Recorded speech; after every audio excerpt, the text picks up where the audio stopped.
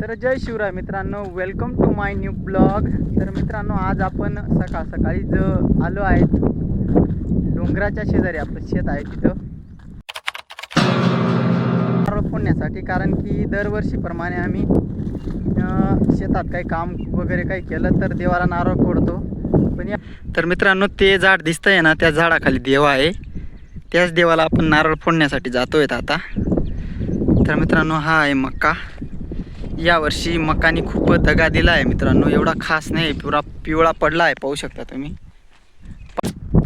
तर मित्रांनो, देवाजवळ जायला भीती वाटते थोडी, कारण जाळींजवळ आहे, थोडी जाळ आहे तिथं आहे देव। कारण की भीती कशाची वाटते, कारण की डोंगराच्या शेजारी शेत आहे ना, इथं थोडं वाघ असण्याचा चान्स असतो, त्याच्यामुळे वाघ असतो। बघा मित्रांनो, कसा व्ह्यू आहे सकाळ सकाळीचा। इकडे सूर्य व देव निघतोय। तर फायनली मित्रांनो, आता देवाजवळ आलो आहेत आपण। आता पुढील नारळ वगैरे सोलून घेऊ, अगरबत्ती वगैरे लावून देऊ, मग नारळ फोडून घेऊ, दर्शन वगैरे घेऊन घरी जायचं।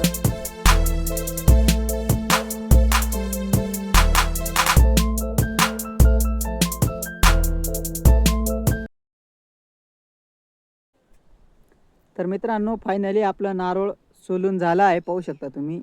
थोडी शेंडी राहून दिली आहे, म्हणजे कसं असतं, सड नारळ फोडतं नाही म्हणे, थोडाफार तरी शेंडी राहू द्यावा लागते म्हणे। त्याच्यामुळे देवावरती पाणी वगैरे टाकून देव एकदम असा छान प्रकारे सुंदर असा धुवून टाकला आहे। अगरबत्त्या माचीसने पेटून घेऊ।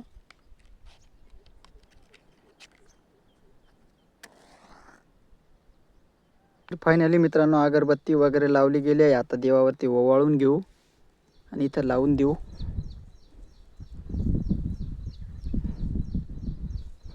तर मित्रांनो, आपण आता नारळ घेतला आहे, आता देवावरती ओवाळून घेऊन नारळ फोडून घेऊ। आता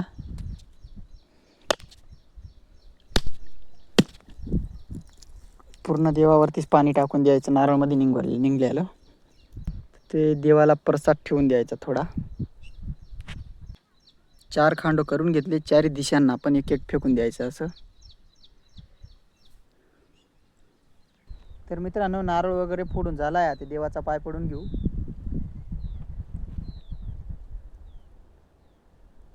तर जय शिवराय मित्रांनो, तुम्ही म्हणचाल आज तर कोणता सण नाही किंवा काही त्योहार नाही, मग देवाला नारळ का फोडतोय?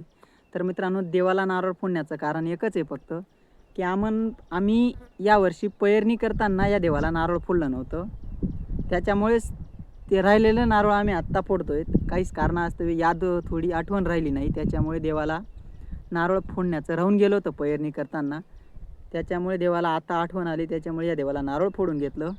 आणि या देवाला नारळ फोडण्याचं कारण म्हणजे आमच्या वाड्यावडीलपासून जे आम्ही शेत घेतलं आहे ना, त्या दिवसापासून आमचे वाडावडील या देवाला नारळ फोडत आहेत, त्याच्यामुळे आम्ही पण नारळ फोडतो या देवाला। तर मित्रांनो, आजचा ब्लॉग एवढाच होता। तुम्ही जर ब्लॉगमध्ये नवीन असाल तर चॅनलला सबस्क्राईब करा, आणि ब्लॉग कसा वाटला कमेंटमध्ये सांगा, आणि तुमच्या पण शेतात देव आहेत का ते पण कमेंटमध्ये सांगा। धन्यवाद।